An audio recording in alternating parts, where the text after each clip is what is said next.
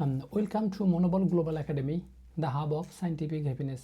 মনোবল স্ফুরিত হোক মনীষীদের জীবন থেকে মানুষের জীবনে। বিশ্বনন্দিত লেখক মাইকেল এইচ হার্ট কর্তৃক রচিত তার বিশ্ববিখ্যাত বই বিশ্বের শ্রেষ্ঠ 100 মনীষীর জীবনের পর ধারাবাহিক কন্টেন্ট পরিবেশনে আপনাদেরকে অভিনন্দন। আজকের পর্বে রয়েছে পাবলো পিকাসো, বিংশ শতাব্দীর সর্বাধিক প্রভাবশালী চিত্রশিল্পীদের একজন। জীবদ্দশায় প্রায় 50,000-এর বেশি শিল্পকর্ম তৈরি করেন। চিত্রকলা ছাড়াও ভাস্কর্য, প্রিন্ট মেকিং এবং সেরামিক শিল্পে তিনি অনন্য অবদান রাখেন।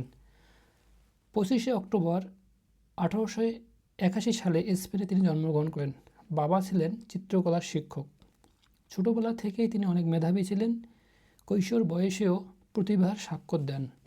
ব্লু পিরিয়ড 1901 থেকে 1904, এই ব্লু পিরিয়ড চিত্রকল্পে তিনি দুঃখ এবং নিঃসঙ্গতাকে তুলে ধরেন।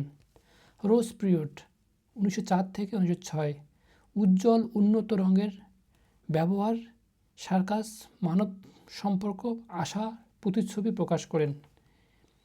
কিউবিজমের জন্ম জর্জ ব্রাক এর সাথে মিলে পিকাসো সৃষ্টি করেন কিউবিজম, যেখানে বস্তু ভেঙে জ্যামিতিক আকারে উপস্থাপন করা হতো এবং আধুনিক শিল্পকলার বিপ্লব ঘটান। গুয়ার্নিকা যুদ্ধবিরোধী চিত্রকর্ম তৈরি করেন। পিকাসো বলেন, every child is an artist, the problem is how to remain an artist once we grow up.